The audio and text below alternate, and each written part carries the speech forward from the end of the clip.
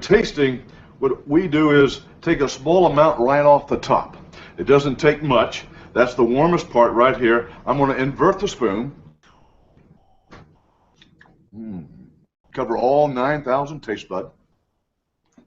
Aerate it. Warm it up. Driving up that top note, that cream, pure vanilla, sweeteners.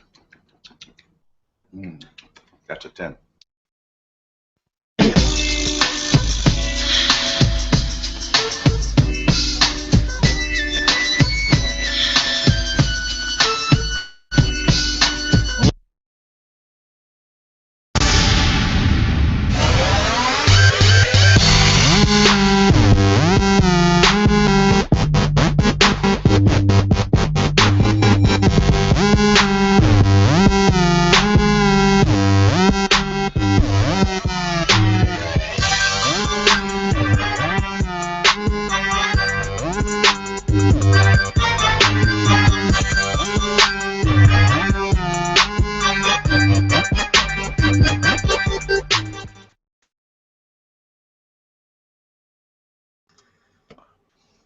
You're muted, baby. Yep.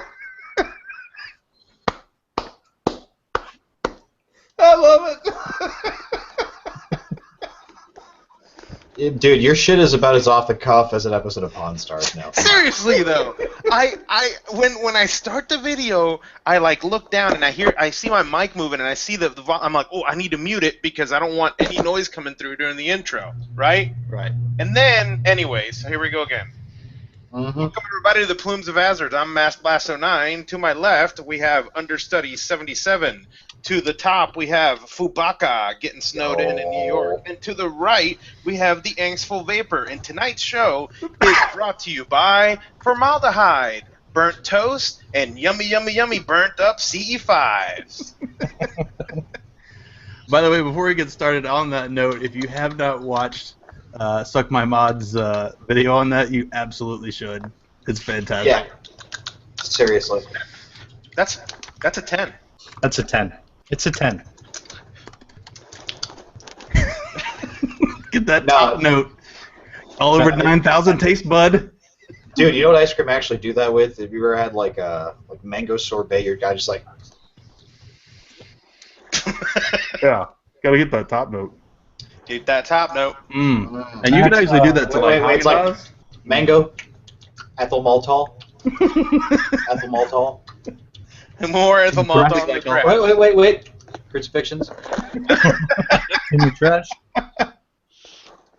In the trash. Matt's formaldehyde video is absolutely Dukes? Yeah. No, definitely don't taste Dukes. Oh. Hey, Foo, what you vaping on? That is a fantastic fucking question. I'm full of them. I said last week that I'd be getting some Fuju in the mail. That's the flavor that me and Mr. Christian Bale decided on. A.K.A. Crescent City Clouds. Fuju. He sent me a big bottle. I've gone through a decent bit of it again a few days ago, at the end of last week. But what I haven't tried, Andes. Tastes like an Andes mint.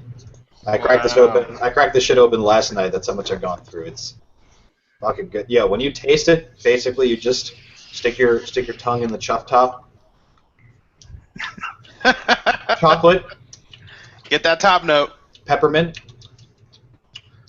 Spearmint. That's a 10. That's a 10. Wait. Christian Bale's beard hairs. Oh. Yum. Now it's an 11. That's an 11. Oh, and of course, raspberry in the Cape one. McClar. There's a third beta that I haven't gotten to yet because I've been just jamming this so hard lately since last night. Really fucking good. Well done. Knock shit over. Drop both my mods. Drop the mod. What about you, Senor Angsty? I have got the A-Mods Rose Raspberry McClar. DZ. K-Fun 4 Lexington, and I'm dripping tonight Karmic Vapor Agina. It's How long were you waiting to say that? maybe a while. I mean, Yo, that Derringer on that box looks like a little top hat. it is a little top hat. It's gorgeous. I love this little guy. I mean, we talked about before when you're dripping on this thing, and I've got it cranked. I think I'm at 470 degrees and 33.3 watts, and it gets a little warm, and it doesn't last too long. That mod was made for Danny DeVito. But it is so dinky and adorable. I can't help but not use it. How about you, John? Flask K14 Raspberry Mint. Dink. That's Okay, the so new let's rule. explain it. Yeah, so that's the new rule. Two. Since you guys can't hear the mutes, I Dink. Now we're saying dink. Dink. so you can hear the dink. Dink. I did think we talked about a two say buffer, though. Yeah. Well, so how long am I supposed to give you before I play the Rose song? Two roses or two flasks. Oh, okay. So that's now one we right can there. play it now. That's it. Ding 'em. Now we're at limit. Ding. Limit of what? We get 2 says a show before mutes or songs. Says of what, though? Like, what am I allowed to say? What are you Songs. saying? Nothing. Nothing. All right, finish up, Sean. Sorry. What do you like, Sean? And Sunbox, Grail, and my sweet one from Stash. Grill. I will talk about those 2 things later. Yeah, no, I didn't even notice earlier when you were vaping on the Grail. I'm excited to hear about it. I haven't talked to you about it yet. Master, what do you got? I got Irish Car Bomb on the Limo. Listen. Yes. Okay, let's stop for a second. Listen. There was some fucking thunder outside during a fucking snowstorm. Are you in Minnesota? Dude, like, my floor shook. Like, the ceiling above me. The only place I've ever even seen thunder snow was when I lived in Minnesota. That was pretty impressive. Sounds like an AC/DC song. Anyways, Yeah, Limo, and yeah, we're gonna talk about it tonight because apparently a lot of people got butthurt because I mentioned it in the beginning and I said talk about it, and then I forgot because it's what I do and I didn't, and so yes, we're gonna talk about the Limo. Well, and you had just gotten it too, right? Yeah, I'd only spent a few hours with it, so there you go. Oh, Sturdy Fluid in chat, first-time viewer. Yep. What's up? And so I have in here I have Irish Car Bomb from the Vape Kitchen, and in the Derringer on my DNA 40 iStick I have Splitsville from Karmic Vapor, so that's good stuff. And, Splitsville, is that new? I don't really know that one. Yeah, yep, it's I like it. It's fruity and Stan the Man fan, by the way, says it's not thunder if it's coming from your butt, Ahmed. Well, no. We've just started a thing because now we're gonna have motherfucking Thunder Snow Volume 4. First of all, that's called Sonic Booms. Get it right? You sure it's not a plow coming by? No, definitely not a plow. It's actual thunder snow. Somebody said snow. it's a sign of the coming apocalypse, and I'm trying to figure out if they're talking about the thunder snow or your gas. They don't start plows this. They don't start plows this early.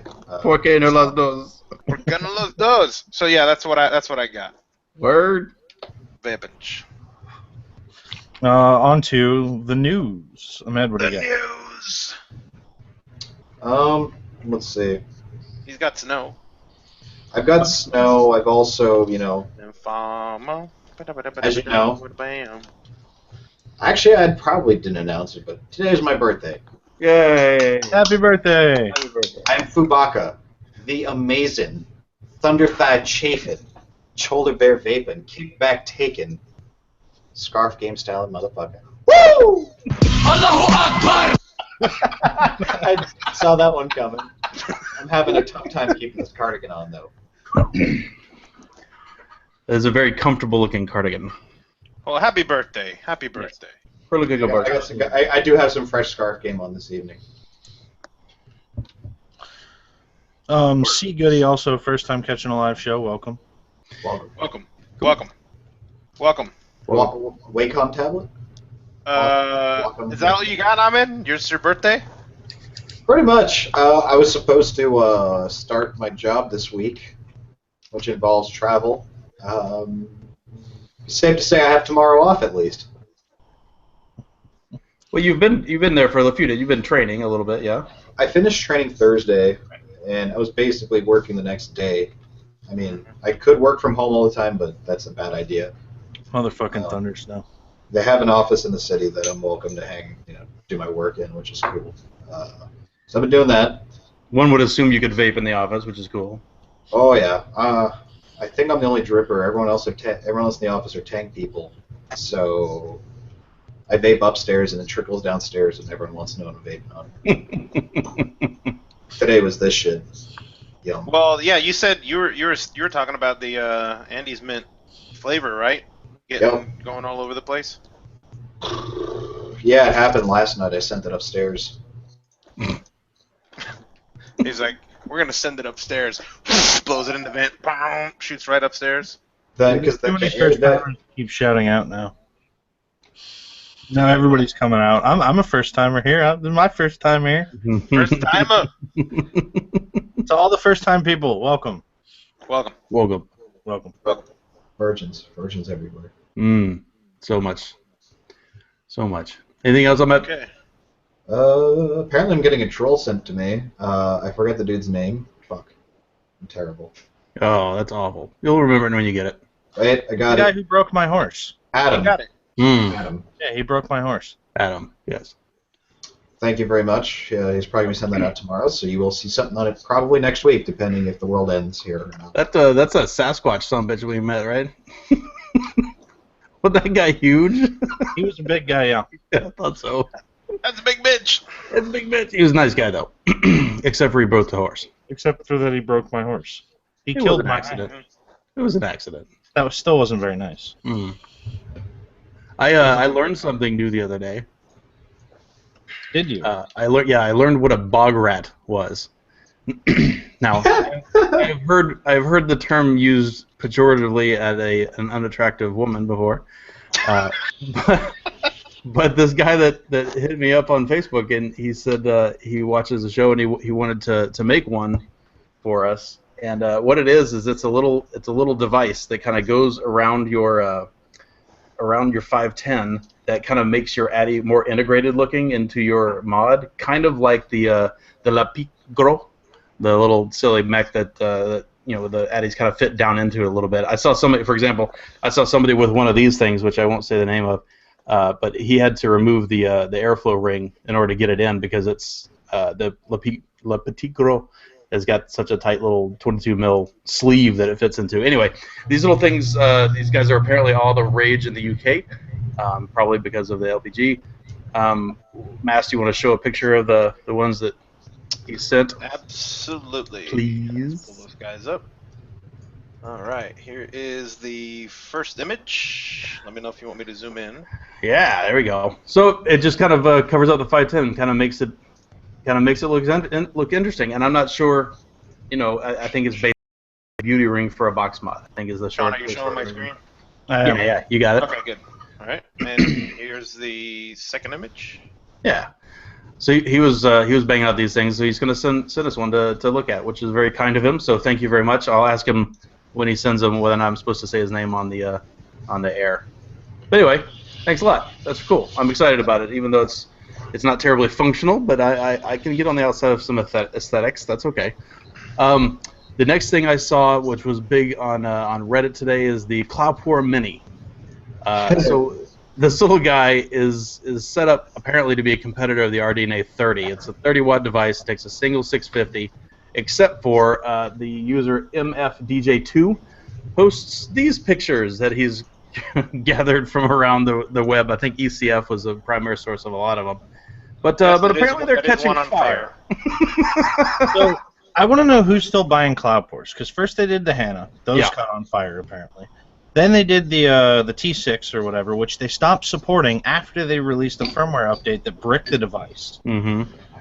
for the T8. Now they're making the minis, which are also catching on fire. How are they still in business? Not only did it brick them, even if you hadn't put it in there, like or hadn't bricked it, there's no way to roll it back. They said basically just buy the next one. Yep, buy the next model. Sorry, you're screwed. We're not releasing a fix. Yeah, hot item. Well, yeah, that's the thing, though. It seems like the Cloudpore is the hot item this season. I don't know if I would call it a hot item, literally. Literally. Yeah. So apparently they're having issues charging while charging. So there's something going on in the charging with it. No. But this is, this is a long history of Cloudpore fucking up. Yeah. Well, and in different devices, right? Yep. Yeah. So, because this is the completely separate device than the one that was first having issues. So. That's right. And to Matt's point, apparently that's been their reply is how are you charging the device? And if you are suspect or using inconsistent power delivery, like for example a laptop, which is ridiculous, you shouldn't be using that. You should be taking the battery out to charge it in a separate thing, or using a quote unquote good consistent USB port. It's stupid. So basically, if you do have one of these things, stop charging it over USB. Pop the stupid battery out. Charge it in an IntelliCharger or whatever one that you've got. Use that. And don't burn your house down. And also, don't burn your house down. That is a valid suggestion. I think it would be safe to say that Plumes of Hazard recommends please removing all batteries from the devices and charging on an approved charger that won't catch on fire. That will not burst into flame. Yeah, that first picture, that one right there, is the one that cracks me up. In the grass, they're just like, fuck! Get outside. Motherland! Throw it out! It looks like it's shooting web. Yeah. Well, yeah, that's a trail of formaldehyde. It's a spider ring mod. It also kind of looks like a sea cucumber. They spit out their intestines to distract people. Yeah, not people, but predators. Exactly. I think they do actually share an orifice for eating and pooping, so I think that's a valid noise. I think they have a cloaca or something. I think there was, for anyone who watched the show Wild Boys, they had a bit on the sea cucumber. I'm not even going to describe it, but you should watch it. Yes, they did, and I saw that one, and you should watch it. Better not to ruin the surprise. You absolutely should definitely go look that up. It's probably on YouTube. That was Manny, right? That was Manny and what's his nuts? Guy with his tattoo and his face on his back. Steve-O. Steve-O. I think it was those two guys, right?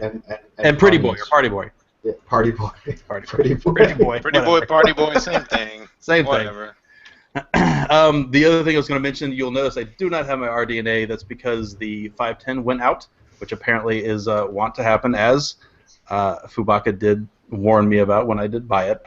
I still had to get one because I was device poor at the time. But it did kind of go out there, get a little wonky, so I hit up their warranty department, and damned if they didn't send me a prepaid shipping label. I dropped it in there, sent it away. It's already getting fixed. So hopefully it'll be back by next week, which is pretty cool. So thank you to Vapor Shark. The other thing, that's right. So the other thing I was going to mention is this guy on ECR, his username is Rico Maged, REKOMAGED. He posted this link, and the title was "How I Imagine Flavor Chasers," and it was that video you saw at the very front of the thing, which I saw that video, a million years ago on some random show, and it was serious at the time. But anyway, I thought that was funny. So it's still fucking hilarious. It is. It's freaking really weird, really weird. And if I remember right, that spoon was like solid gold, if I recall. So what's really interesting is I've watched people vape like that. I've watched people vape and then do that and do it seriously. Like, what's in that? Right.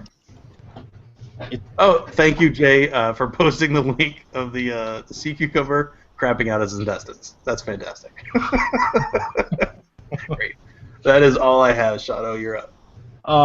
Let's start with the newest trend in super sub-ohm clearizers that I got from that I found on Dimitri's Facebook page. Master, you want to share that image?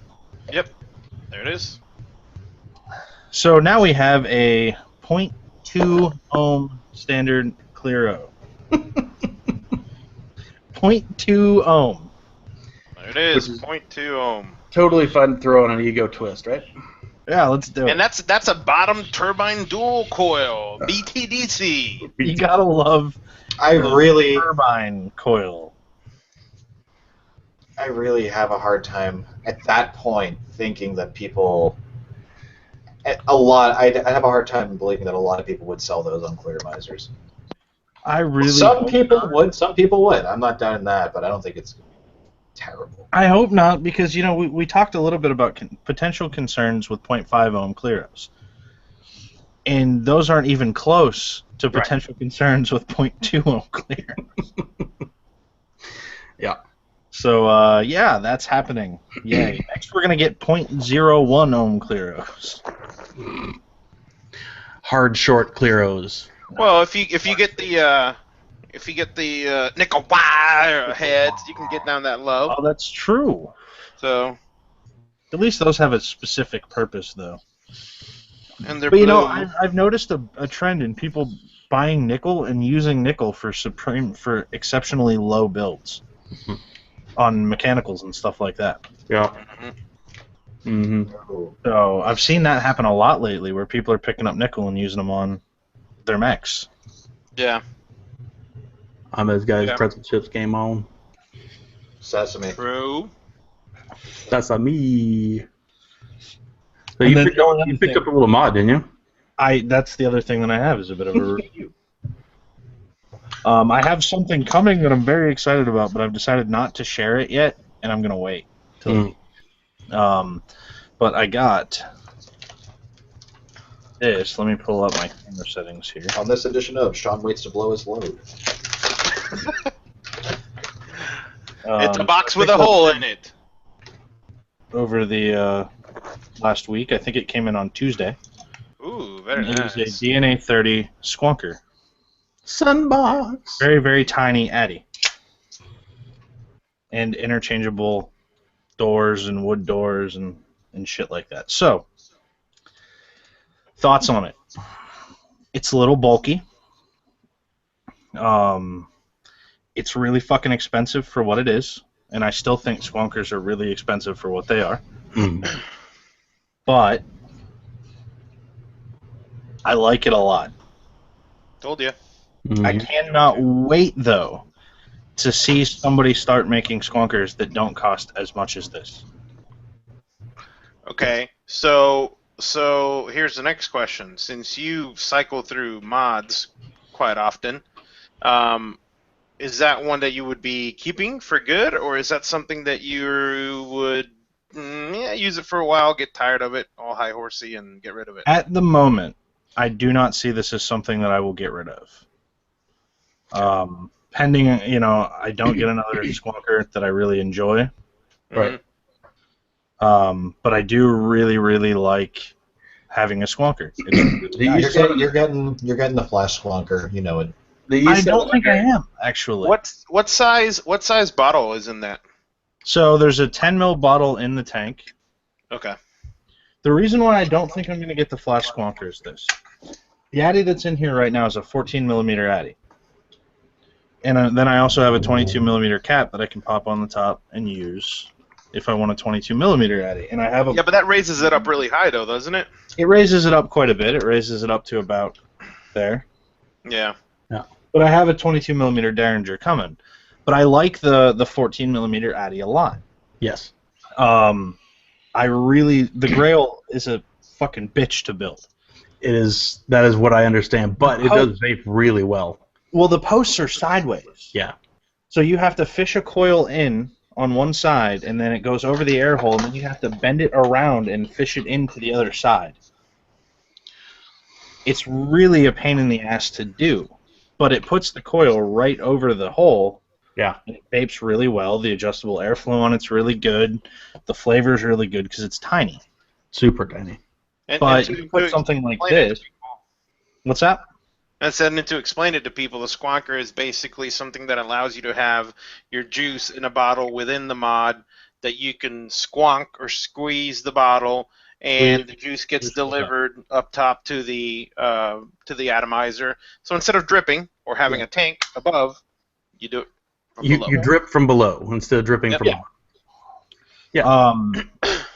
But something like the Flask, which is just a standard 22 millimeter Addy, which is what it's probably going to be, it's going to look really weird with the little 14 millimeter Addy on it. That's kind of the upside of something like the Sunbox, is it doesn't look that bad. Well, yeah, unless you got a 22 millimeter Derringer to put on it. Yeah, I also really like that I can pop off the front plate and the back plate and that plate and throw on wood doors or whatever other doors that I want. So there's a nice customization option that comes with this specific mod that's kind of nice. And it's really comfortable. The E7 is a super comfortable mod. It is. It's a little bigger than I thought it was going to be, but it's still comfortable. Somebody asked if there were leaking problems. There are not, because when you squonk, it brings juice up, and when you let go of the bottle, it actually sucks a lot of the juice back down that hasn't saturated the coil. So no over dripping. And I seem to remember the Grail does not have a drip well, right? Because it doesn't need one. The Grail does not really have. Let me see. Let me pop off the. Here, I'll pop off the deck and show everybody the deck of this thing.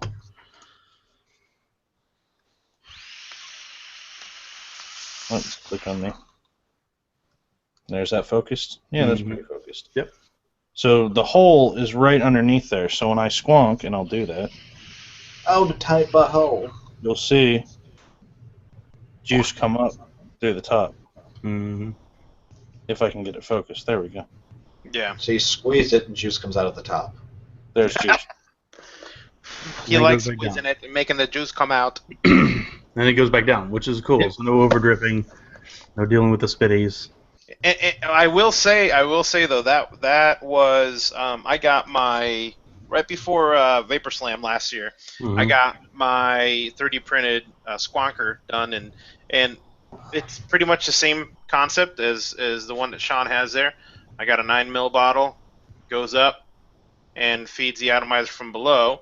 I just chose to turn my magma into a bottom-fed atomizer. Places like Rio Mods and stuff like that sell center pins if your atomizer can be done, and you could turn it into a bottom-fed atomizer if you'd like, so you don't have to use the tight butthole air hole ones like Sean's using. But it was excellent while driving. Driving long distances really when I was driving up there, dude, you could just sit in your cup holder, pick it up, squonk as your vape, no problem. Vape it for a while. I mean, obviously with the magma, I could saturate those wicks and they'd be good for quite a while, and then I'd squonk again. But the best was I was at a B&M here, and I wasn't even paying attention, and this girl comes up. She's like, is that a tank? I mean, it looks like a magma. And I'm like, yeah. I was like, she's like, but you haven't dripped at all. And I'm like, oh, well, and then I showed them, it's a squonker and all that. And yeah, it was funny getting, the reaction from people that are like, what? He's still fucking vaping on that thing? I mean, what's going on? Ninja squonk. So somebody asked for the price as well. And this is where it problem with squonkers. This is where people are going to make fun of me. No. The problem with squonkers is they're all really fucking expensive, though, right? Yeah. Like even UMass, like absolutely, yeah, $100. Yep, plus the parts. Yeah. Just the print to print this from Shapeways is $100. No parts, no board, no Addy, no nothing. So a brand new Sunbox with solid color, no other options is like $292 from Italy. I paid $500 and I got the 22 millimeter cap. I got the Sunbox. I got 2 sets of doors, and I got an Origin V2 bottom fit.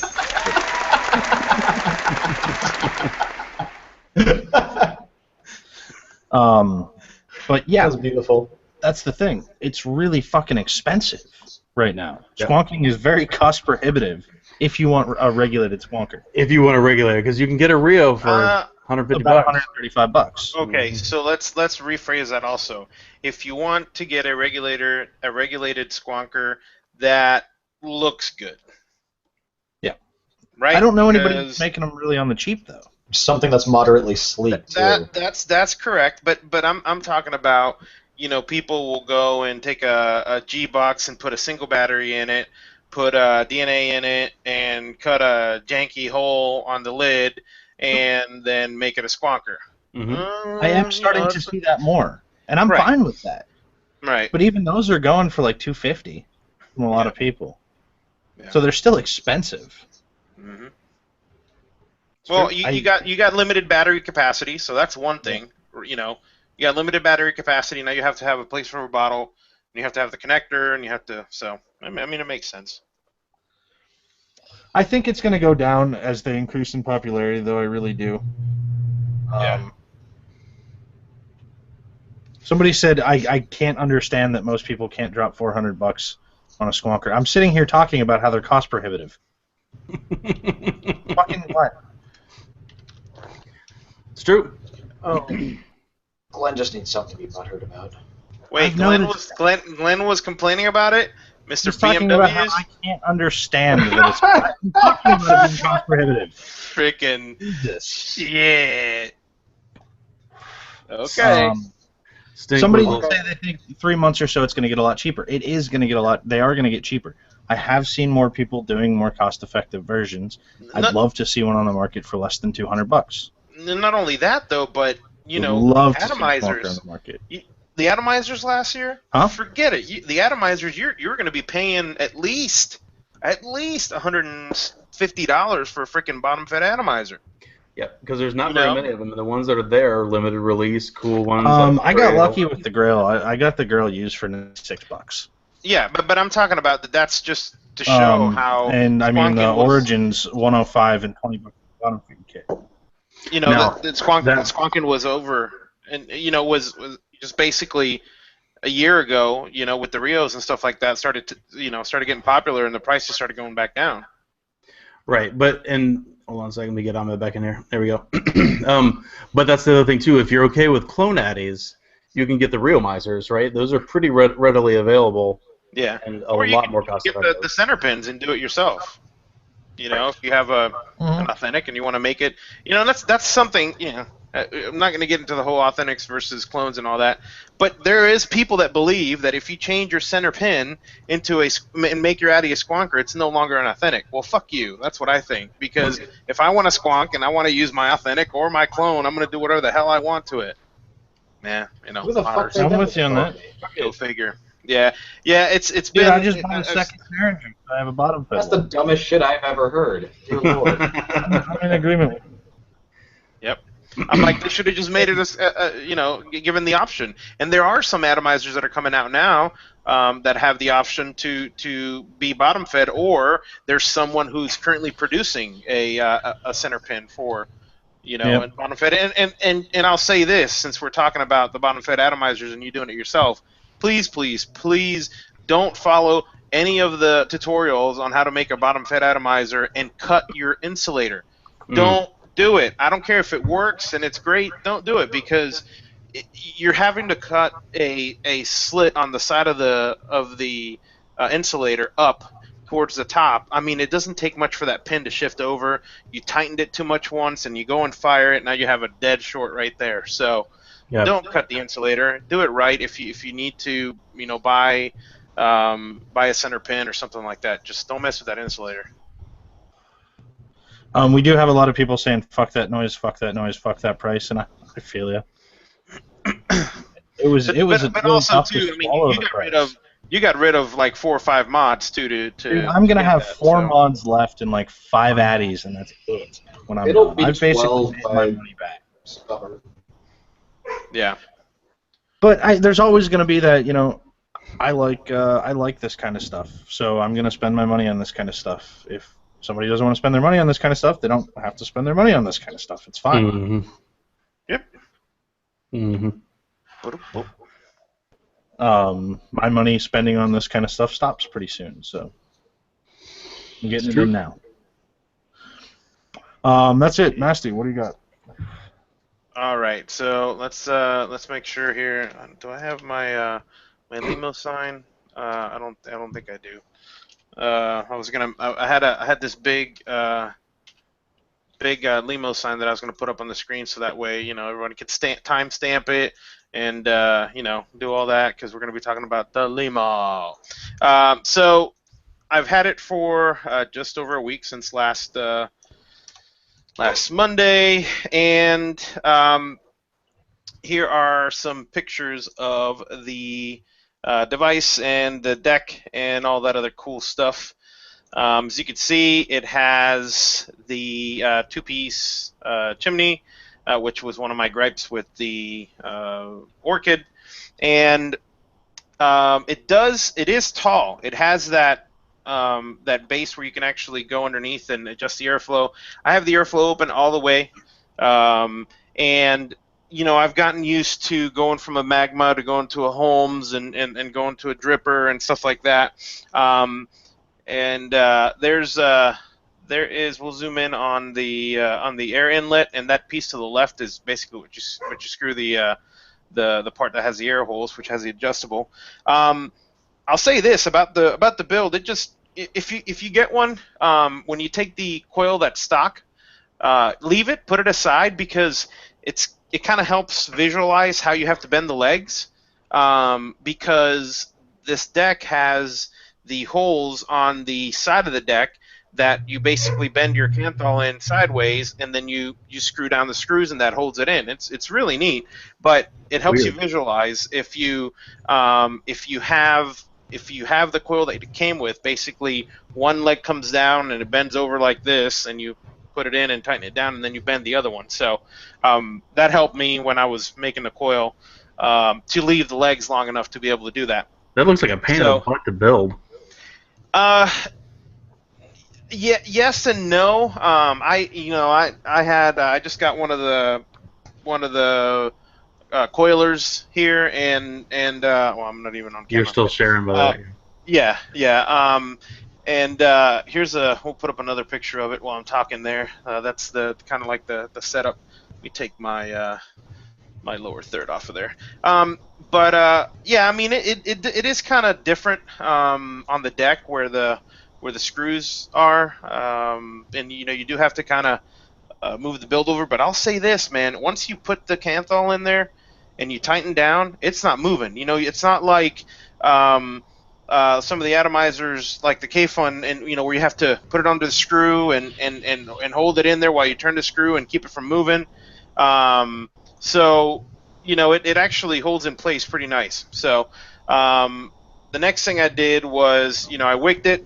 Cleaned. I cleaned the whole thing up, wicked it up, and it was simple. Just did the wick, put it down to the sides, put the cap on, and I didn't even have to mess with the wick from above. I put some juice on it, fired it a couple times, good to go. I'm just using Japanese cotton, and I built a. This is actually at a. Let's see if it'll focus on there. A 2 ohm section. While you get that to focus this week, no one gives a fuck about the Limo. They all want to talk about the Billow. Oh, okay. Well, so here I'll get to that. So I built the 2 ohm coil. It's been working great. I'm running it at like 22 watts. Great flavor, all that. This has been the, and it's. I'm glad you brought the other tank up, because the Billow. I had some people on chat last week and the week before say, "Oh, you got to get a Billow. It's great. It doesn't leak. Blah blah blah." Well, just to test, I've had this with me pretty much every day in my car. Okay, Florida. It's down. It can get down to 40s at night, and during the day inside a car, it'll get to 80, 90 degrees. Okay. That big of a temperature change. So I'll have it in the morning, and I said, you know what, I'm not going to bring it in with me. I'm going to leave it in my car, because I really want to put this thing to the test and see if it leaks. I'm even running Irish Car Bomb from the Vape Kitchen, which is not Max VG juice, and I mean, you can see it. It's pretty, I'd say they were 60-40. Dude, they said that they're 100% VG. Okay, 100% VG. Whatever. So, anyways, 100% VG. That's thinner. So, the temperature changes are other than being on a plane and having actual pressure changes, are some of the things that'll cause a tank to leak. Mm-hmm. And I've always had issues when doing that. And that's kind of how I can test a tank. If you're out walking around, you leave in the morning or something, and you have it in your pocket, you don't want that shit leaking in the middle of the day. I know that there's places that temperature is not going to swing that much, but hey, it's Florida. You could be across the street and it's raining, and the other side it's sunny. So this is the first tank that hasn't leaked, and I haven't had one single issue with it. The draw on it is tighter than I'd like, and that's why probably the billow. A lot of people are saying get the billow, but flavor, and I have the air hole all the way open. It's not bad. So, and it hasn't leaked. And it's kind of funny because people who told me get the billow after having it for a week are like, this fucking thing leaks all over the place. Well, I'd rather have something that's not going to leak, that I don't have to baby, and that I don't have to find this specific 2-piece top cap for it, Orchid. And, it's not bad. So, yeah, it's been out for a while, and I'm just, checking it out now. But capacity on it is great, and it vapes good. So now everybody can shut up about me freaking talking about the billow. No, now they're gonna shut you for being 2,000 and late. Yeah, exactly. Oh, sorry. Now it's the Goblin that's awesome. Yeah, The it's Goblin Goblin is Billow. awesome. Yeah, the billow, the Goblin, Billow, your Goblin. dingling, whatever. That's vaping, though, right? Every fucking week it's something. Yeah, whatever. Stink Alright, so- Stink Whistle said, "Mine doesn't leak. You got a fucking wicket right." Yeah, you got a wicket right. That's like I saw a post that was like, "Where are all my Orchid fans at?"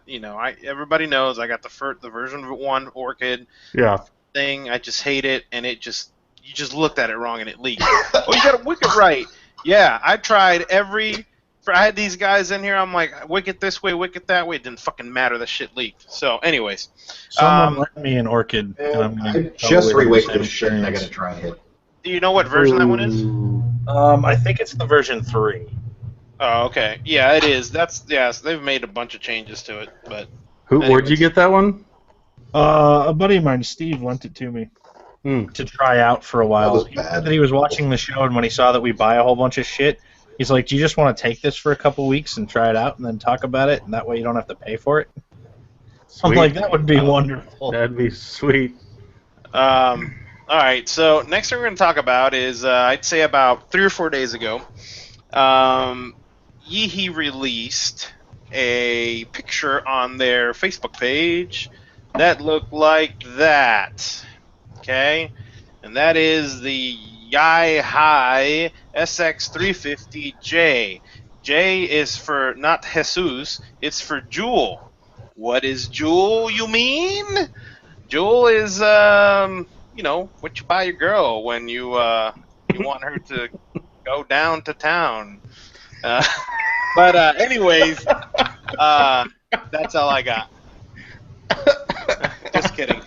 So they posted this picture with no specs, with no information whatsoever, and everybody's like, "Yo, man, that's the SX350 Mini with a J on it. What's up with that? Is that the new Jehuda version?" No. This is supposedly going to be their temperature-controlled chip. Okay, it's due to come out in March, and no, I'll say this right now. Here, we'll stop here for a second. No, you cannot upgrade this to do temperature control. People have been losing their fucking mind when they saw that picture. They're like, I can upgrade and get temp. No, you can't. I just need 190. No, you can't. It's a different chip. This chip, no temperature control. This chip, temperature control. Okay. This chip temperature control. This chip temperature control. Will you be able to get one of these with temperature control? I don't know. So yeah, apparently there has been some serious uproar about people mad because Yeehee told us to, and okay, to their defense, I will say this. That's partly Yeehee's fault. Yeah. Okay? And here's why. And here's the problem that I have with it. Okay? Let's pull up my screen. And if this Ohm Page focuses. Guys. Foci. Now people are gonna start talking on Reddit. Oh, they're just a show that just holds shit up to the screen to get into focus. So anyways, fucking down here on the bottom, Yeah. on the bottom right, you have a counter, and that counter has a J on it.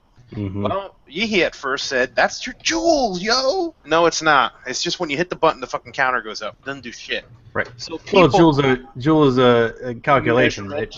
correct. It's a measurement of energy, and is supposedly very accurate when doing temperature. Well, they put a joule counter on these, so now people think, oh man, this is going to be able to do temperature control. It's not. So I'll say it again. The SX Mini in this current form is not going to do temperature control. It's going to be a whole new chip. Why? Because they need the temperature control chips on it to be able to do that. I think there's actually two things. You said it's Yeehee's fault partially. I think that's one of them. I think the other one is they started out with the SX350, and they started out upgrading that thing to do more and more stuff, and people, I think, got used to that. Yep. And they want to see that continue, I think. And that hasn't really been the case with the other ones. Correct. And not only that, but they have also gotten too comfortable putting out news blast, okay? Like they'll put it on their Facebook page. New 250-watt device that's going to do temperature control and all of this. And then they start asking people in the industry and people in the know, and people are saying, don't fucking 250 watt. Just release something that does temperature control. You don't need a TFT screen 8 inches on it to see freaking a Ninja Turtle come up when you turn your fucking mod on. Oh, that'd be pretty cool. Right? So anyways, love you, Twisted. But basically, they're now starting to at least listen to people and ask for feedback, and I think they're going in the right direction. But anyways, that is partly their fault. So unfortunately, no temperature control in this and that. So then my next pet peeve is you release that with no specs. Oh, so now they come out with the specs. So here is the next thing that they update on their site, which is basically this. Okay? So there you go. 2nd generation Vapor Intelligent chip, an upgradable chip, mechanical mod killer, bypass mode, whatever that means. 3 modes, the powerful, the standard, and soft, which is, again, the same feature that you have in the current Mini. Variable, joule, and variable wattage. Low resistance, it's going to go down to 0.08. Of course, it has to be able to detect temperature changes, or should I say resistance changes in the wire. There's your temperature range, anywhere from 200 Fahrenheit to 580 Fahrenheit. It's going to have the same screen, gravity sensor up and down, all that other crap, and the rotary display that Phil Basardo seems to really love. So basically, the next thing is going to be well, what wire are they using? Well, I have a sneaky suspicion they're going to use nickel wire, okay? Because why go with anything else? And I know what's going to happen is people are going to say, well, shit, we were hoping Yeehee was going to do something different and not go the same way that Evolve went with the nickel wire. I'm sure that has something to do with the predictability of what the wire does under certain loads and what temperatures, okay? So that way they could build a chart and do it like Evolve's doing it, where it can calculate all that. Now, I think it's also the predictability because the predictability stays almost exactly the same at different gauges with nickel. Correct. And not only that, but I think the bigger picture is they're seeing tons and tons of pre-built coils sold by Kanger and Aspire and everybody else that use nickel wire. So why would you come out with something different, right? And I mean, that is who a lot of them are targeting, the new users. So there you go. And then after bitching and complaining, they finally said, oh, maybe we should release a full spec sheet. So it only took a few days, but there's the full spec sheet, and I can hardly see it on my end, but it's the regular stuff. Goes up to 3 ohms. The voltage, blah blah blah. It doesn't say anything about the wire, so don't hold me to it on the wire. Who knows? Maybe they'll come out and say titanium or tungsten or wood. You can use that wood wire. 317L. Yeah. I would love it though if they could come out with something that could just use Canthal and not have to wrap a 0.1. Right. Be able to share atomizers across. That would be So, fantastic. I hear the difficulty with Canthal is memory size because you have to build in an equation and then you also have to tell it what gauge. Yes. So you have to have an equation for every gauge and tell it the gauge wire when you put something in, and it'll work fine. It's predictable enough. We understand Canthal, but it's all based on gauge. If they had to add an extra 2 millimeters to that thing to put on another cell of memory or whatever they have to do, that would make me very happy. That's one of the biggest things I've got against the DNA 40 is the fact that you have to dedicate ADDIEs to it. I'm with you, man. I would probably use it if it was Canthal. Yeah. Yeah. Anyway. So there you go. So they finally come out with the spec sheet, and these are due March, March. I have not seen a working board. And I was talking to the guys earlier in the week when this came out, and I was like, I feel kind of meh about it because, I understand they're hyping it up and all that stuff, but, learn from your competitors' mistakes. Do not rush anything out that is not ready. I understand they're trying to make a buck, but just don't do it because I'd rather have something that is working and it works great and it's simple to use, and than something that's the latest and greatest. But then again, I mean, shit, stuff's changing every 2 months. Yep. Major changes happen. So there you go. That's all I got. Is it guest time then? Yes, we have to. I was just joking. We have to wake him up. I think we've been letting him sit out there forever. Yeah, we have. So who wants to do the introduction tonight? Standing in the computer corner, with millions of fans pointed at him from all the radiation. The Flying Dutchman. The Flying Didak. What's up, Stefan? Hi guys. Yeah, I was just listening in and watching half of the screen while reading the fact sheet, or should I say fuck sheet, that Senator Leno of San Francisco is using to base his latest bill on. Guess what? This guy actually believes that you can buy Cardos with 100 milligrams of nicotine. Yeah, I've just been compiling his public statements to Reuters and other places. Apparently he says that e-cigarettes is going to kill tens of thousands of people and harm hundreds of thousands of families, and they contain tar. So, yeah, that's about my day. How about your day? Is that why this shit's so dark? Oh. Wow. So I want to start by apologizing for a lot of the people that I've talked to. I was actually a little surprised when people were asking me who's coming on. I would tell them, like, dude, we've got Stefan Didak coming on, and they go, who? And I'm like, dude, come on. So please tell everybody what you do, please.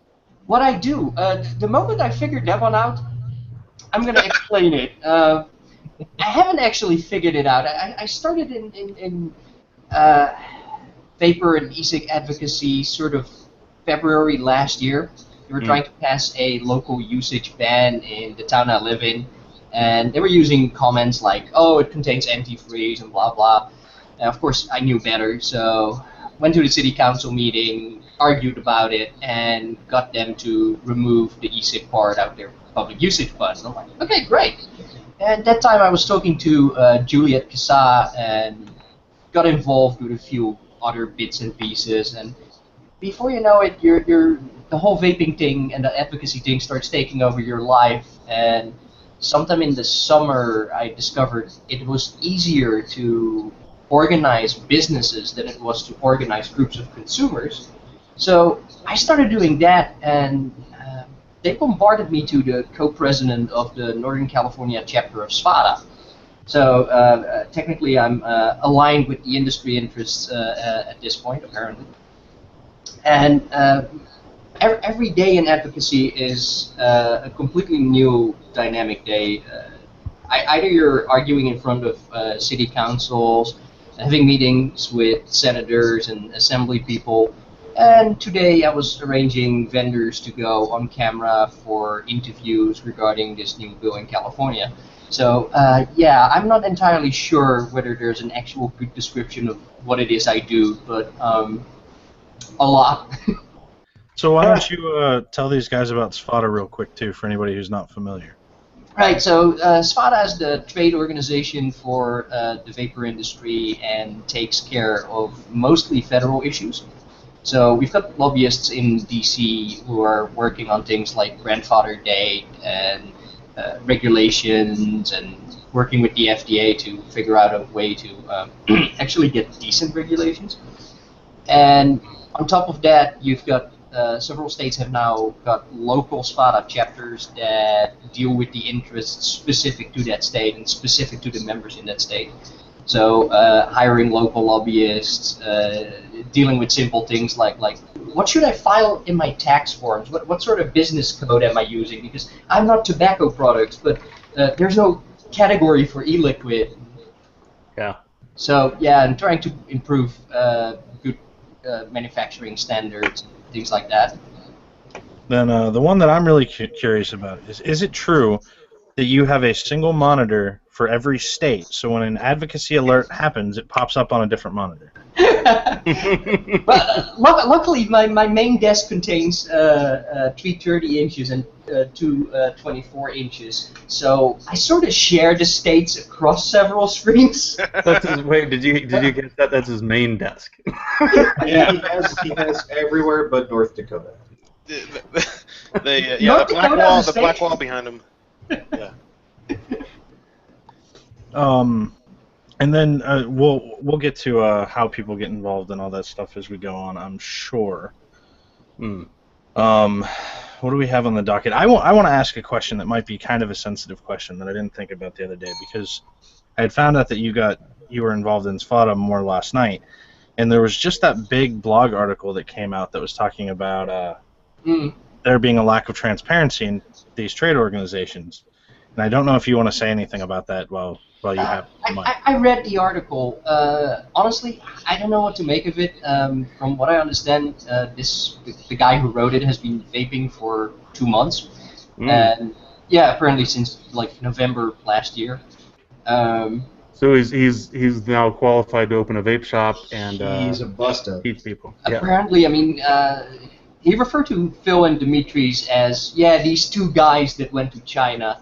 So yeah, he probably doesn't quite understand who's who and who does what. But yeah, the part about SFATA I don't quite get. I heard Greg Connolly say that he received no contact information about providing any info, and I checked with SFATA National specifically, and there were no emails, no letters, no phone calls. So his claim about having researched and asked for documents and tax records, I think it's a lie.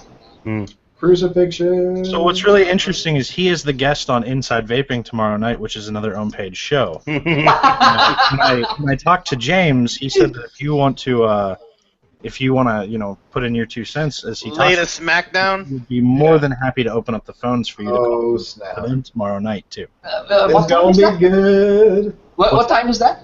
They are from 10 to 11 Eastern. Okay, I'll be around.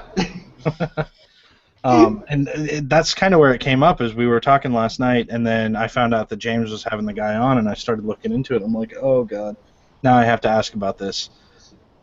Yeah, I'm not sure what he's on about, but I read it, and it's just sort of like, okay, somebody doesn't understand what it is we do, doesn't understand what we've been doing in the past, several years. Yeah. You could have just asked, and we would be happy to explain and go into detail and explain what our lobbyists do and what they're achieving. And I mean, let's face it, last year, everybody focuses on the bills that we lose and the laws that get passed, but last year we had 234 or 243 bills, and only 11 hostile ones actually passed. So we're not actually losing the state war, we're winning it. Yeah. It's just a continued struggle. Oh yeah, I just wanted to point that out too. Is it's funny how people are always paying attention and following the negative part of it, And Stefan, I know this was a touchy subject, and if you were, if you guys, if anyone was on Reddit or following the blogs or anything like that, last year during the AB 1500 issues that were happening, I was following very closely, and I saw your post about showing up to the council meeting in Sacramento after going and talking to people, and only yourself and 2 other people showed up to this. That was the first session we had with AP 1500. The second one we had about 16. Then we had a few private meetings and things going on. We've improved because as of SB 648 that came after that, we had a larger group, but there were constantly different people. This time we're better organized, but I think we're leaving most of it in the hands of lobbyists because they are more effective, and the disproportional effort of getting people physically in a certain place, especially at like the weirdest times hours. that they have them. Yeah. I mean, not everybody can take time off work to show up somewhere at like 8 a.m. and sit through like 5 or 6 hours of other bills and other things in a committee until the item comes up. It's very hard for people to do. Yeah. So businesses, same thing. Businesses don't want to take that much time away from their store or their lab. Well, okay, then what do you have more, time or money? If you've got more money than time, then let's get a lobbyist in there and let that person handle certain things. Which I understand is also quite a struggle to get the vaping businesses to. Yes, we're now in a funding round for just a lobbyist for California because we're down a few lobbyists from other companies. I think V2 pulled their lobbyist out, and I don't think the lobbyist from Blue is still there. So yeah, we're looking at a fairly big assault, and guess what? AB 1500 is back on track for this year. It's going to have a different number, but they're going to try and go for exactly the same thing. Well, and that's the thing, for a lot of people this stuff's unreal, and I think a lot of what we kind of want to point out is that this stuff is happening, and there are people fighting this shit every day, and it's very real. Yeah. Oh, it is definitely very real. It's also very tiring. Yeah. I bet. I'm sure. We did have before we get into speaking points, and we have a few of them. There's a lot of people asking how to get involved. One in particular, a regular viewer, Dogmonts, said New Orleans recently fell to a vaping ban, appending the laws to treat it the same as smoking. He's in Cleveland. He's seen the same thing happen a while ago. Once the regulation process begins, what can people do to help stop it? It feels like they don't have a say in the process, no matter how much support they get. Well, you always have a say in the process. Whether they're actually going to listen to you sort of depends on who you talk to. The first thing is you always want to deal with the aides and the staff of elected officials because they are more open to listening to what you have to say. And they also act as a filter for their boss. So if you can get them the right information, it might actually filter through. Sometimes it might not. Oftentimes they're under the influence of lobbyists who are much better at this game. But it's not that you do not have a voice. It's more you need to really put a little bit of effort into it. And once a bill goes to a committee, it is almost already decided. And the trick is to get involved sooner and earlier. Build relations with your elected officials. Reach out to your assemblyman, congressperson, senator, and just have a talk about how vaping changed your life. And most of these people don't understand the products at all. I mean, every time we do a flying to DC and take a bunch of vendors along to explain things, we always have like this range of products. And they always identify the Sigalikes and the Egos, and yeah, we know about those, yeah, we've seen those. And then they see all these other products and box mods and mech mods, and they go like, are those e-cigarettes too? Yeah. They need to understand how these things work. They also need to understand why they're being lied to, and most of them actually do understand that. So getting involved early on is generally a a much better idea than running up to an assembly meeting or a committee meeting or a council meeting, because you're almost always going to be too late. Yeah. And for this, I would say that the vendors need to do their part. They need to reach out to their customers. They need to educate their customers on what's going on.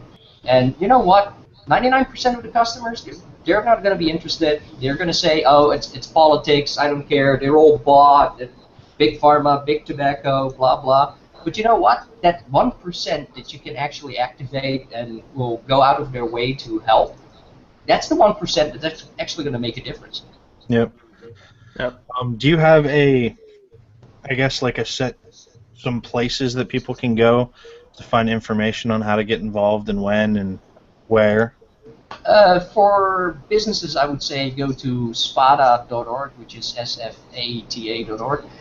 For consumers, definitely go to PSA. Go look at the Vaping Militia. They're keeping track of many more of the local ordinances and calls to action going on. Yeah. I would also say check out the National Vapors Club. I'm not familiar with them, That's actually. not one I know either. Oh, Yeah. drop a link in chat. I think it's Sure.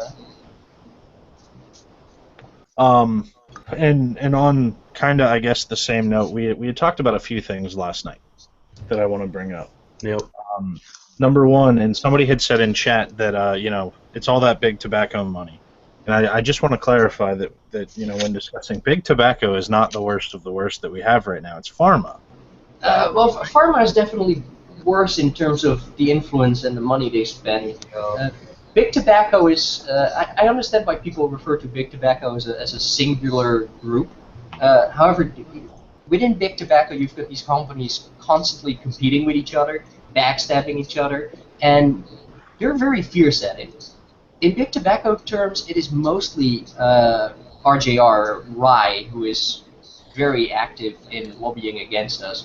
I mean, that whole story about the kid in Fort Plains, Texas, with the claimed alleged e-liquid, which is more likely DIY liquid, Yeah. of a higher grade nicotine.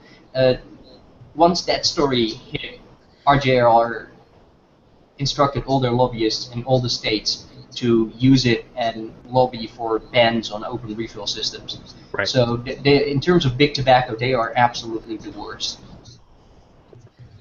And the other thing that we talked about is that you guys are kind of, in the advocacy scene, you're kind of shifting focus a little more this year to bring more of the light to more important issues rather than blasting everything if you don't think it's going to happen, correct? Right. One of the things we did last year is every bill that came up or came on our radar, we started posting it everywhere and calling people's attention. A lot of these bills never went anywhere. Now, a year later, we have better relations with elected officials. We have lobbyists in several states. We have different state organizations in different states. And what we've seen is that half of these bills will never reach a committee. They will never see the light of day. They are either not adopted, can't get enough sponsors, or smart lobbyists will manage to, quote-unquote, kill the bill before it goes anywhere.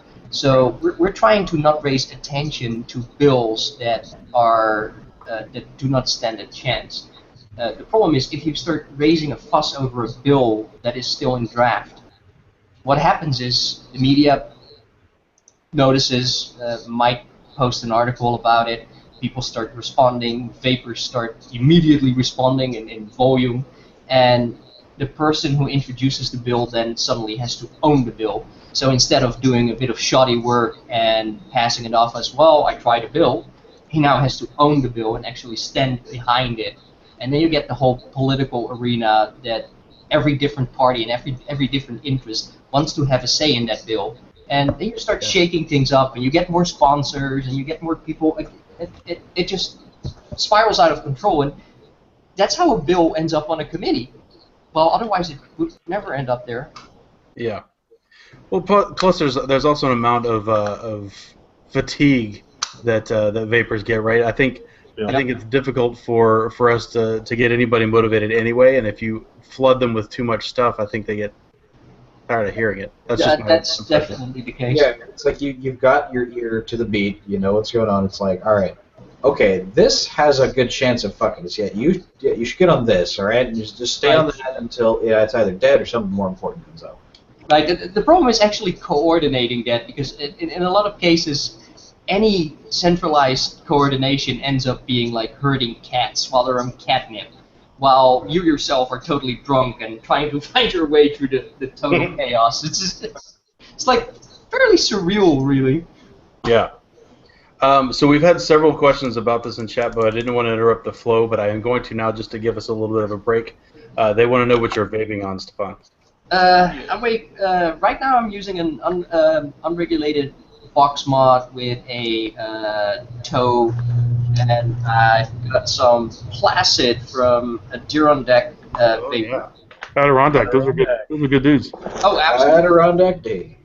And I've got a Hannah 30 with a Stellaire clone, and I've got Tasty Vapor Frosted Oatmeal Cookie. And Well, that's His favorite. That's his favorite juice, isn't it? it is absolutely. It is his favorite. It sounds juice. pretty yummy. I'm writing that down right now. I think I need to order some.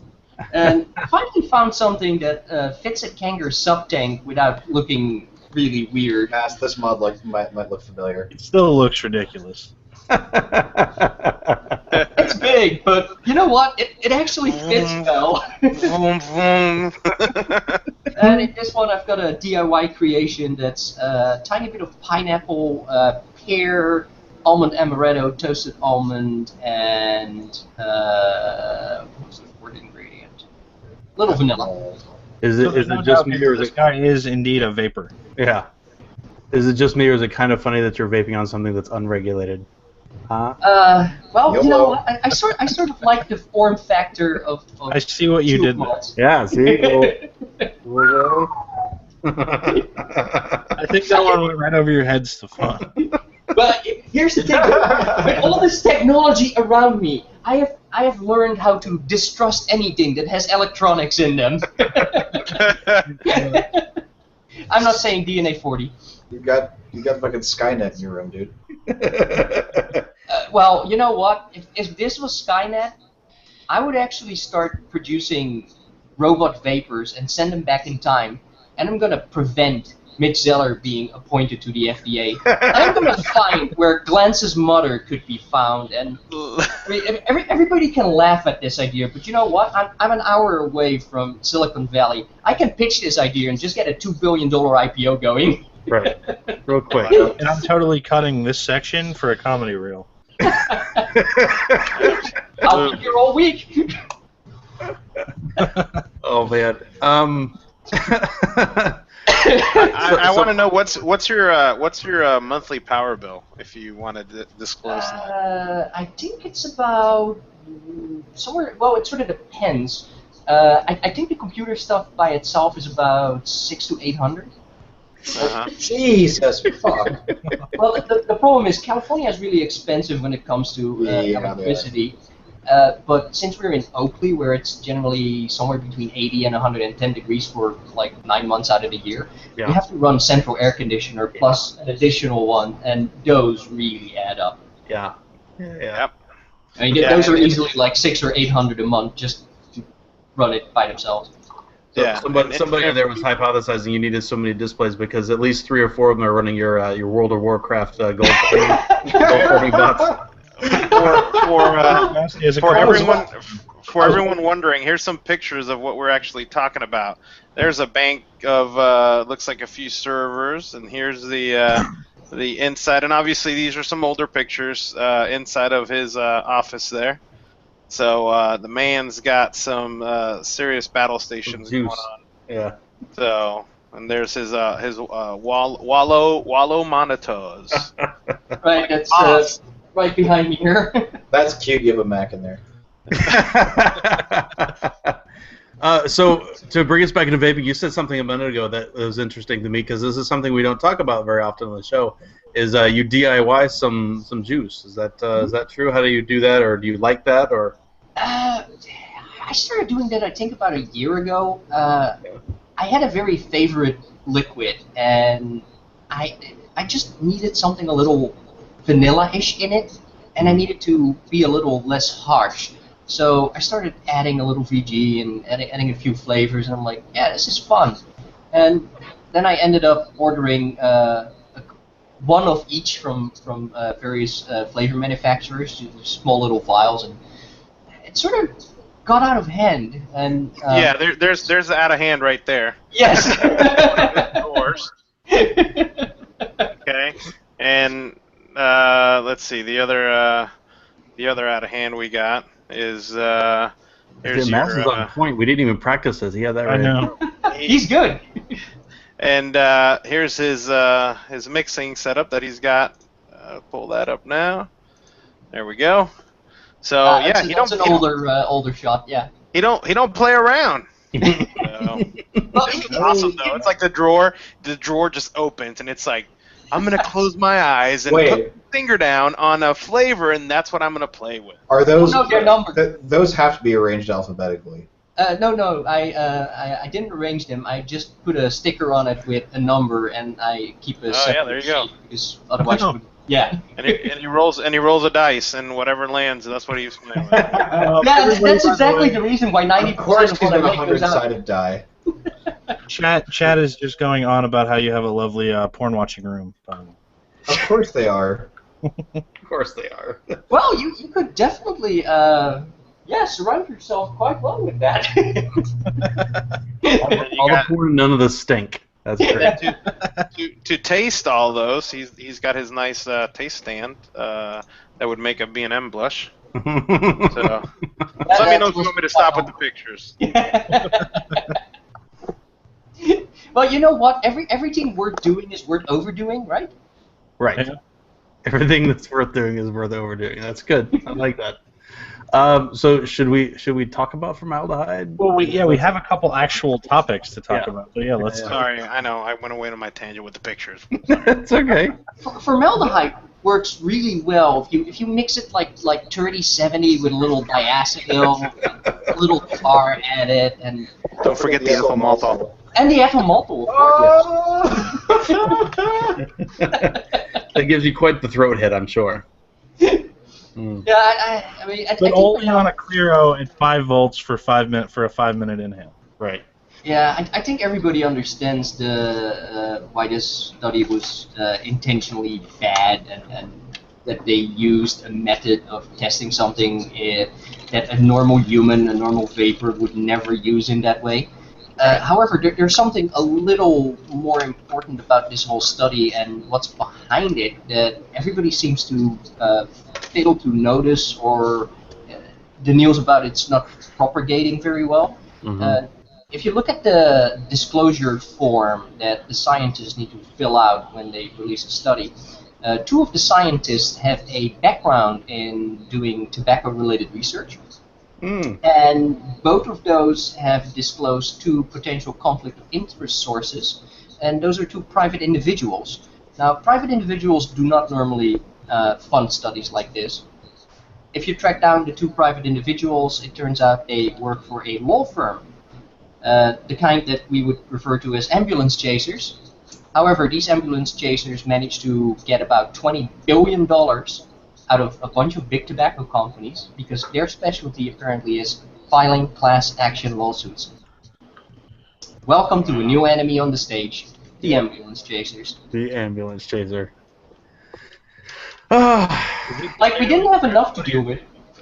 Right. Yeah. So the real rabbit hole does go deeper, huh? Oh Lord. Yep. You always have to look at like everything, because in vaping you cannot take anything at face value. There's always an interest involved somewhere. Yep. When there's this much money involved, there's going to be people. Well, I'll say this. That has been the fastest growing news story that has spread the quickest that I have seen.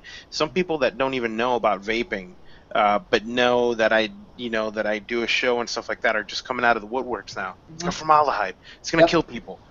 People who would have never ever said anything about it before. Yep. I got messages from non-vaping friends in back in the Netherlands sending me links to Dutch articles, which were just translations, and saying, did you know about this? And I'm like, yeah, I actually know about it, and I can tell you a whole lot more about it even. But I think pretty much every vapor by now must have had at least one family member, friend, or acquaintance send them that link. That thing really propagated very fast. So we potatoed a little bit, so I want a TLDR. The TLDR of what Stefan was saying while we went potato from Google was that, because I guarantee it's not from fucking him because of that setup. I heard it fine, by the way.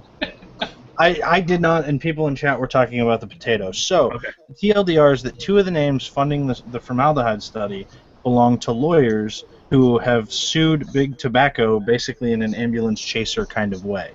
Did I get the TLDR right? Perfect. So there's absolutely, it's not independent and it's not unbiased per se. Definitely not. Right. Of course, the purpose is unclear. You can sort of infer what the purpose might be, but looks like somebody is having intentions of going after a few big manufacturers or big e-cig companies. And the thing is that very often they will just do a private class action suit in the hope that somebody will just settle out of court, give them a bunch of money, and they won't sue. It's borderline criminal, really. Yes. Don't they call it extortion? You could call it legal extortion. extortion. Legal extortion. Yep. Yeah, legal. Yep. Should we move on to American Heart Association? We should. That just popped up last night. So there's a link which I will share in chat that came up from Vice.com, which has had a few links over the last year or two. This one, they were summarizing a very like a 20-page paper or something like that from the American Heart Association that basically kind of admitted in a roundabout sort of fashion that that vaping could be harm reduction compared to cigarettes if you switch. Right? They're very specific about not dual using.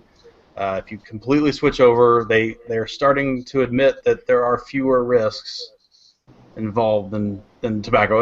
Unlike the guy you were talking about earlier, right? With the yeah. Oh, they finally fucking figured it out already, huh? right. Yeah. It took them a while. Time.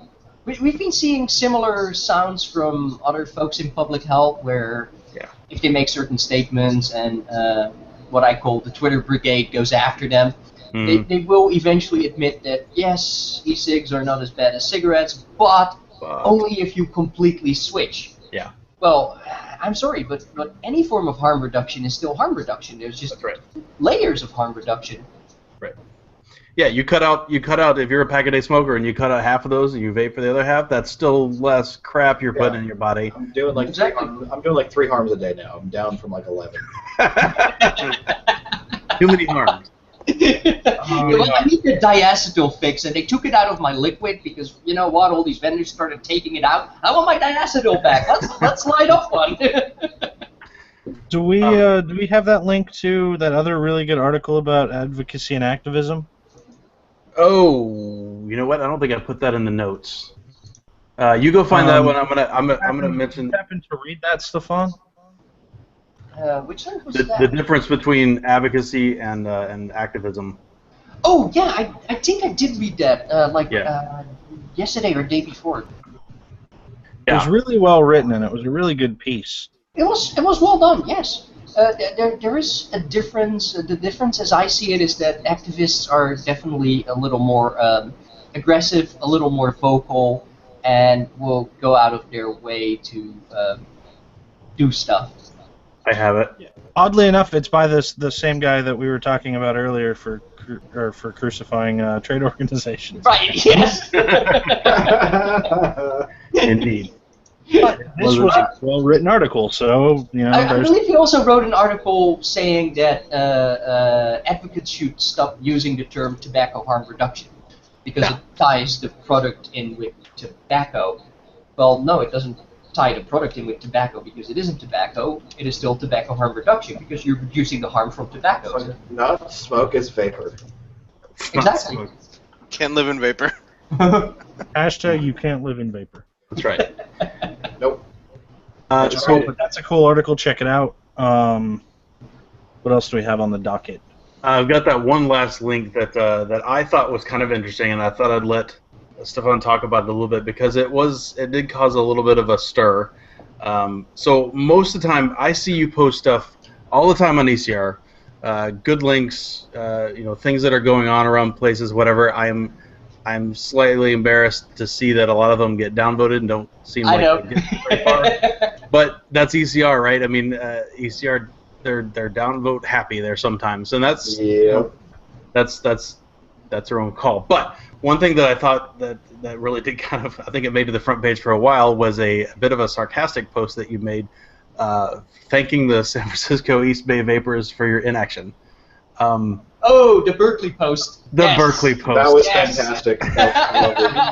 So that was something that I saw that, and I saw passion, is what I saw. You were like, you're tired of all this like glad handing and like being nice and trying to encourage. You brought the hard love, is what I said. Like, you bunch of jerks, come on. And, but you know what? I meant every word I wrote in that thing. Sure. However, it was part of a strategy that I was testing, because in the month leading up to that meeting, I tried 4 different alerts, and I wrote them in 4 different styles. One was like really weak and soft. One was really hard and like, let's go get him, just to see what resonates and what generated the most responses and people who might want to show up and join. And I figured that Berkeley was going to be such an enormous, hard city to deal with, especially with council members saying vaping will give you asthma, e-liquid will cause asthma because it uses propylene glycol. Well, yeah, that's why it's used in asthma inhalers, and asthma inhalers are called asthma inhalers because they give you asthma. It's keeping them asthmatic, they're saying. Exactly. Right. So we already knew going in that Berkeley was we were never going to win anything there. Yeah. But if you can't win in a city, you can use it as a test. So the test was basically, can we get a whole bunch of people to show up, or is nobody going to show up? How does that work out? How does the demographic work out? Yeah. And when of course only a handful of folks showed up, and a few folks we knew directly, and a few vendors, I can't say I was really disappointed, because I knew it was coming, and I knew it would be a very low turnout. However, I am pretty pissed that people in Berkeley and surrounding areas just really didn't give a shit. With the kind of folks that are there, as active as they are, that did surprise me a little bit. It didn't that the people that are in charge, because they're all going to be flaming crazy liberals anyway, but I would have expected more of a turnout anyway. I was surprised. It was weird, because based on links I posted everywhere and backtracked a few clicks through web pages, the posts were seen at least 70,000 times. So it wasn't for lack of online reach. Right. What about the asthma so I figured let's show them a slightly less nicer side, and maybe that will resonate. Right. Sure. Did you see any reaction from that? A whole bunch of negative reactions. I mean, anything like moving, did the intent work? The funny thing is that if you understand Reddit and ECR specifically, it is not the trolls and the comments and the downvotes. It is all the people who do not engage in any comments that start sending private messages, and a week later you're talking to them on the phone, and a month later they're actually showing up at something or doing something or writing a letter. And that's what's really the big power of ECR. It's not what you see, it's everything you don't see. Speaking of what you see, one of the admins just asked in chat if you would be interested or willing to do an Ask Me Anything on ECR, though. Sure. Well, there you go. Get on here. He's down. There you go, Virus. Stefan Didak. Yep. ECR is blowing their AMA load so fast. Yep, they are. But they're doing very well with the AMAs. We did the AMA, Twisted did his. I hear Matt Culley's going to do one. So they're doing very well with their AMAs, and I think it's cool content to have. It is. Lower the bar asking us to do it. Shit. Well, I think that's why they did us first, right? Exactly. Yeah. Well, honestly, I thought it turned out pretty well. I was surprised about how much action we had. Yeah, it was fantastic. Yeah. Shall we cut to tech time and queue up some questions? Sure. All you, Massey. All right. So I wanted to go back and cover something that we kind of touched on when we did the OKR build, but I'm now seeing some people building some mods and not necessarily dealing with OKRs and other things that require potentiometers. So this is a simple 200 ohm Born's potentiometer. Okay, so you could see you start. Let me pull my screen up here so I can see what's going on. Okay, there you have it right there, and you start down here, and you have about that far of a turn. Okay, there's other styles of potentiometers. One that you have seen in the past when we wired up the 400 watt box is one like this. This is a Vishay, and this is, you can get more. You can get the voltage closer by having one like this because of the number of turns on the potentiometer.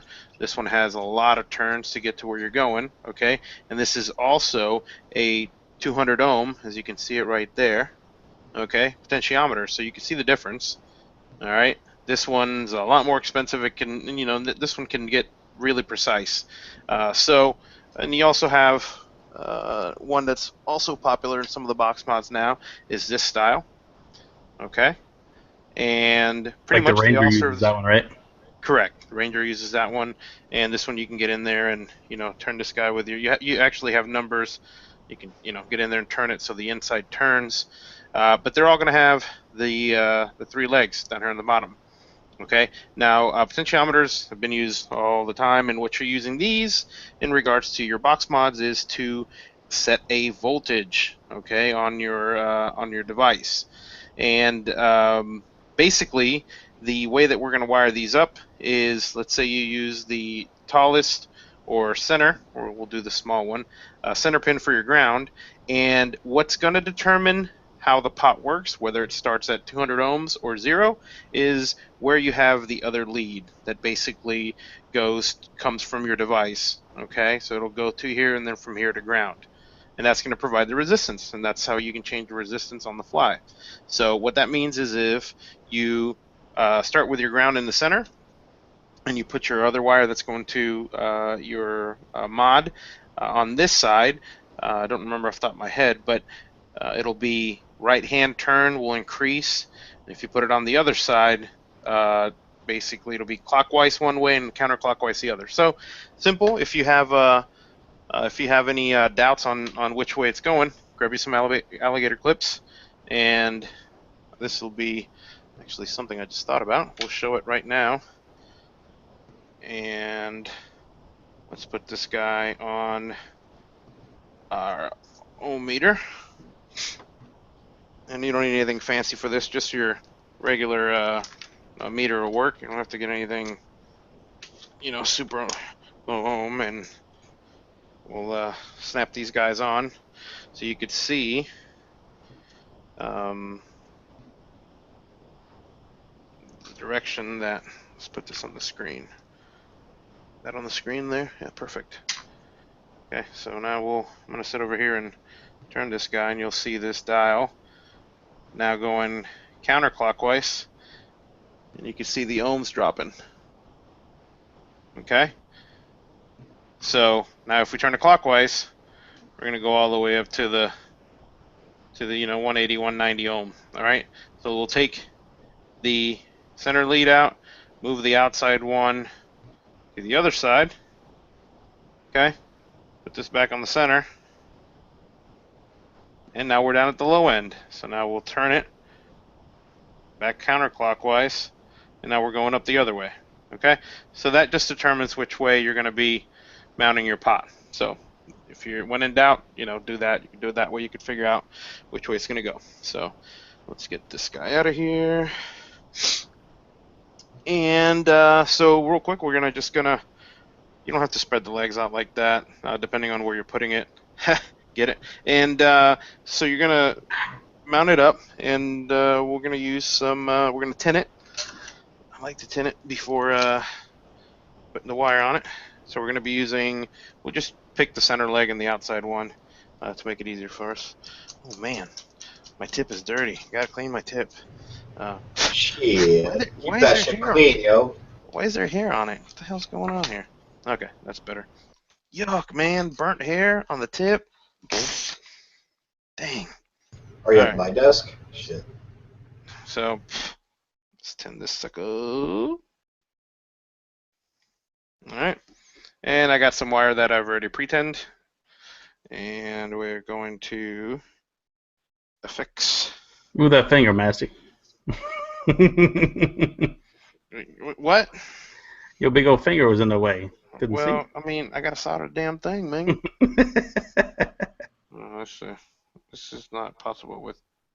I just gotta get like 4 cameras instead of monitors like I thought he Stefan. was about to There you burn. go. 4 or 5. I just need like 4 or 5 cameras, to do different shots and zoom in, so you can be like, look, bow, bow, bow. Yeah. 60 FPS tech time. Yeah. Okay, so now you got that done. Now you're like, oh man, what are you gonna do? These are gonna touch, don't cross the streams. So let's put this back in here and grab you some heat shrink, and we'll drop some heat shrink on here. All right, got the heat shrink on there. Break out the Master Blaster, Torture Blaster here. And get that heat shrink. It's like a cooking show. And Mass Blast 09.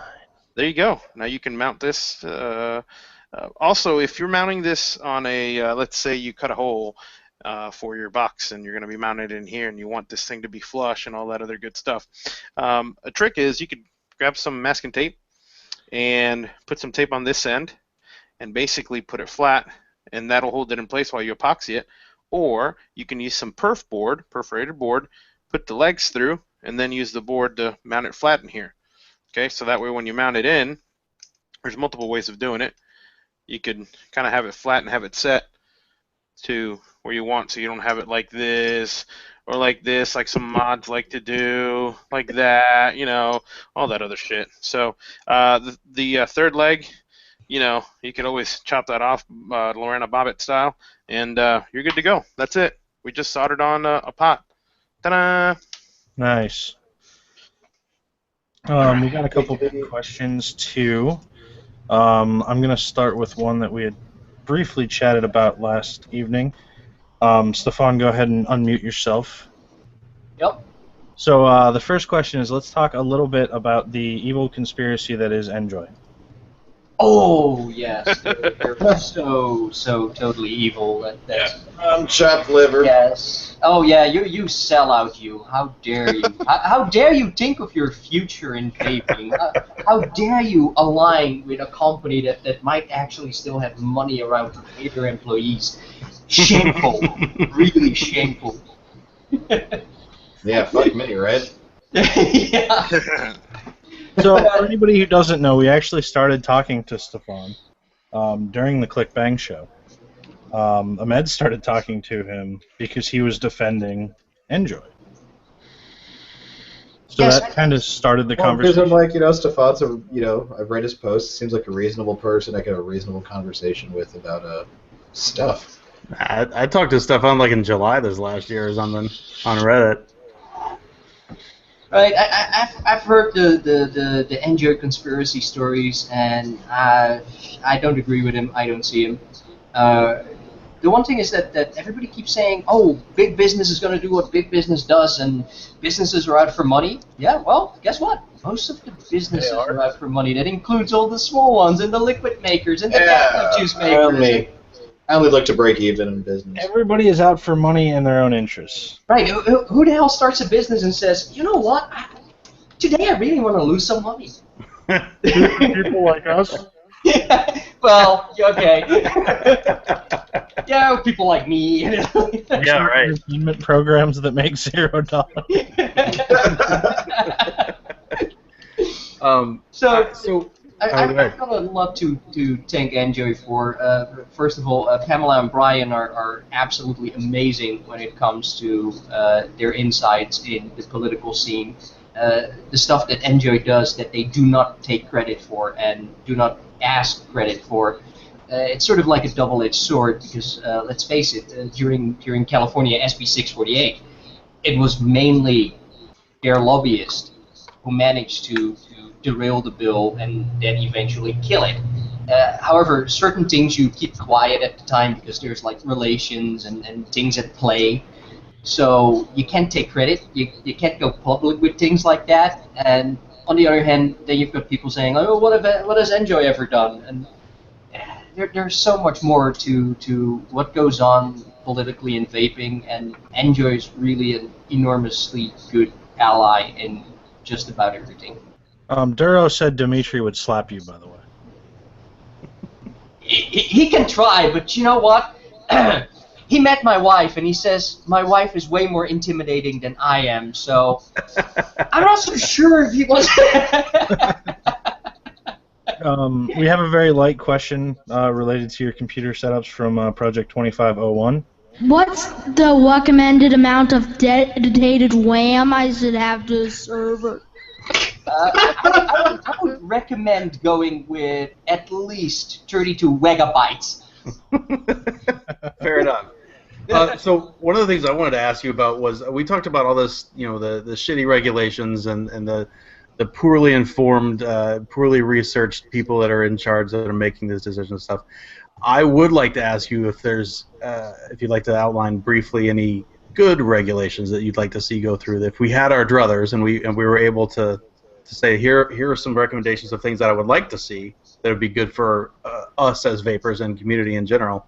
I would like to see a properly implemented prohibition on sales to minors, because that just keeps coming up as a political item, and it hardly ever comes up by itself. It's always with a whole bunch of other stuff tucked onto it, like, oh, but the flavors are attracting kids. Right. So if we can at least take the whole minor part out of the equation and just have a regular ban that is not part of tobacco and regulates the sales, that would be good.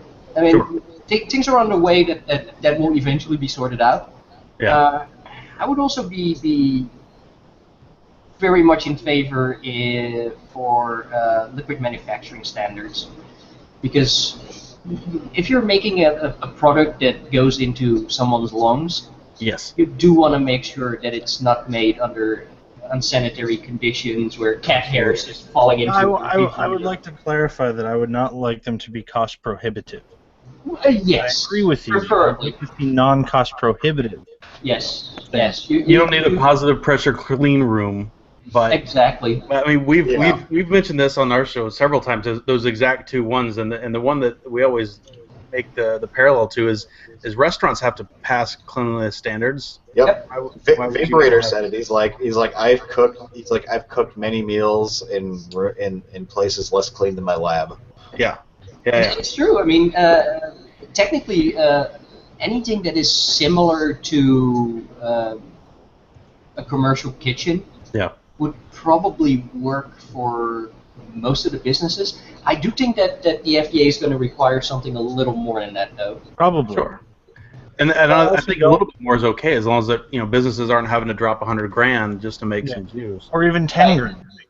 Yeah. If it's a couple $1,000s, that's the cost of doing business. If it's $10,000, it's now cost restricted. I think the prices I've heard for commercial kitchen plus inspection plus permits and stuff, that usually runs like $20-25. Yeah, that's a lot. Yeah, it's not cheap. Yeah. No. I just wanted real quick. We had a question. I don't know if the guy's still in, but he was asking why I wired the potentiometer by only using two legs and not grounding one to the other one. So I put it in there in chat. Basically, when you leave one open, so the center and the outside pin, it basically turns the pot into a variable resistor, which is what you want, because having the high end of the resistance at 200 ohms and at 0 is what's varying your voltage on your device. So there you go. And then I think this is probably a really good question to end on if nobody else has any others. Nope. Does anybody else have any others? Hawa asked, what's been the biggest regulation win for vapors so far? Biggest regulation win. The biggest regulation win is probably going to be the one that we hope to get before this summer. Elaborate. We haven't actually got any real regulation wins yet because there aren't any regulations yet. Right. Well, if you go back in time, the FDA losing the lawsuit was pretty much set the stage for everything. Yes. The Sotera case was instrumental, except everything else is based off of that. Yeah, unfortunately. Yeah, the whole war about is it a tobacco product or is it not? It shouldn't be a tobacco product, period. Right. Sure. So So what's the one that's coming up? Jiggy dar-dar-do. Let's just say it is based on something that's happening federally. Congress is involved, and it is going to address a certain portion of the deeming regs that will allow industry to have a much wider, deeper reader in terms of both time and the sustainability of their future. Jiggy Jiggy Jojo do it. It's not going to kill FDA regulations, but it's going to make a hell of a big difference. Hmm. Yeah, and just people, they just got to get involved too. Yeah. And is that something that CASA and Vaping Militia and stuff, they're going to be able to get that information out when it's appropriate to the public? Yes. Cool. Yes, there will be calls to action for consumers, for businesses, and it's going to be a very, very big one. Okay. So I would say everybody should pay attention around the March timeframe and be ready to do everything that's asked, and if possible, even more to make sure that we get what we want. Okay. Yeah. You I have know. closing comments. I think I know better than trust trade organizations and their lack of transparency and all that other jazz. Fuck 'em. Fuck 'em. It's like, all right, Stefan. I would be interested to learn what Mr. V4P3R thinks I'm getting paid by Spada. Because apparently the executive director is Your monitors pay you. We all know that. Those checks are going somewhere, but apparently not to you right now. Right? For your closing comments, somebody wants to know what events you're coming to this year. What vaping events you're going to be at. Right now, I've only got Vape Fest Vegas in March 6th and 7th on the books. We're gonna have the Come down to Slam and hang out with us at the end of March. If possible. I mean, since I'm not getting a single dime out of industry or anything, I have to basically. Neither are we. Yeah, we know the feeling. Travel sort of adds up a lot. So Vape Fest for sure, because I just booked my hotel like 2 or 3 days ago. ECC, of course, because it's easy drive. I mean, it's only like 6 hours from here. Spada National Conference May 4 and 5 in Chicago. And other than that, I'm sort of not sure. Fair enough. Sure. Closing comments from you. Anything you want to say to everybody while the mic is yours? Oh, the mic is mine. Yeah, to all you lazy vapors out there, get off your butt and actually start doing something. And to the vapors who are already involved in doing something, thank you, because we couldn't do shit without the rest of you. He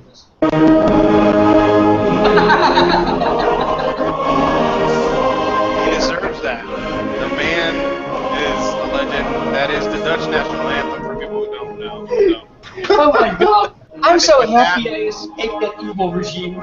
I think with that, we should close the show. John, click the button. Thank you guys for. Thanks for coming out there, buddy. Ding. Ding. Good night. See you guys. Peace out.